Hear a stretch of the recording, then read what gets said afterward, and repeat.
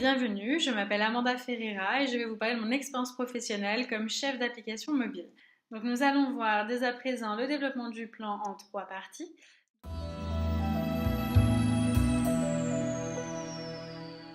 On va aborder ensemble tout ce qui est application mobile en lien avec l'IA. En deuxième partie, les spécificités du web marketing et enfin le coaching et le management d'IA. Pour la partie des applications mobiles en lien avec l'IA, donc nous allons voir que j'étais donc chargée de la gestion de la relation client et donc de son parcours sur les objets connectés dits IoT.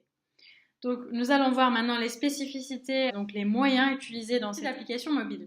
Donc, nous allons parler des IoT, donc tout ce qui a trait aux objets connectés. L'IoE qui va donc stimuler la rapidité et le transfert d'informations. M2M qui est effectivement donc l'analyse des environnements externes sur une application qui va impacter l'intelligence artificielle ou les plugins que vous aurez développés à l'intérieur. Et ensuite, donc, nous avons aussi tout ce qui est en lien avec les blockchains. Et comme je vous le disais, donc, par rapport donc, à ces outils-là, j'utilisais donc principalement du cloud hybride. Alors nous allons voir dans cette deuxième partie ensemble donc, les spécificités du web marketing. Donc attrait bien sûr sur 3 parties, donc mon champ d'application comme chargé de web marketing pendant 5 ans dans différentes entités, donc TPE, PME, start-up ou encore multinationales.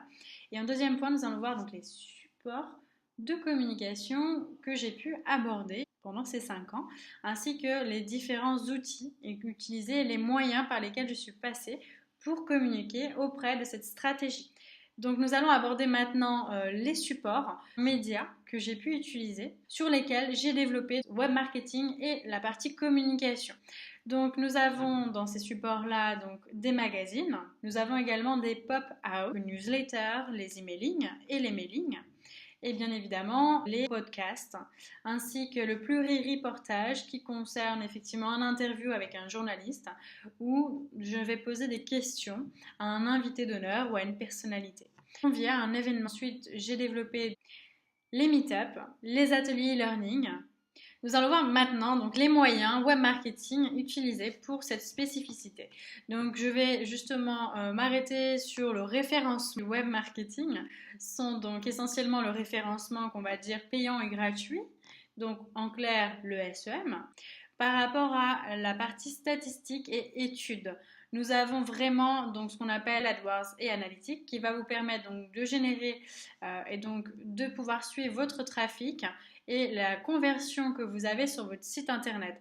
Alors, 2 outils que moi j'utilise, c'est Adobe Experience Target Manager et Campaign. Donc, nous allons aborder maintenant en 3e point, managing et le coaching sur les IA, intelligence artificielle. 3 étapes, mon champ d'implication, les supports sur lesquels j'ai travaillé et les moyens pour lesquels donc, j'ai mis en place un projet final.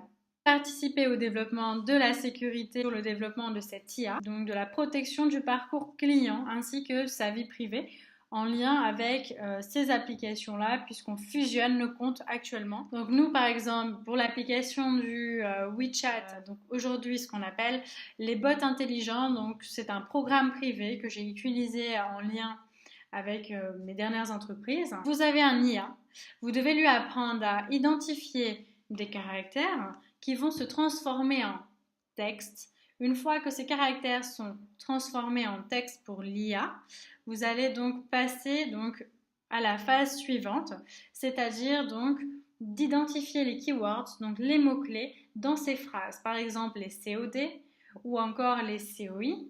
Et ensuite, une fois que cela est acquis, on va parler donc de répondre à une question donnée en fonction donc du script qu'on aura mis en place, donc ce qu'on appelle le deep learning à cette IA-là. Une fois que la deep learning est justement intégrée, nous allons donc passer donc d'une analyse d'un caractère à un message, à une réponse automatisée de cette IA auditive pour l'utilisateur, donc pour lequel lui aura l'impression d'avoir une réelle conversation et un échange avec une intelligence artificielle.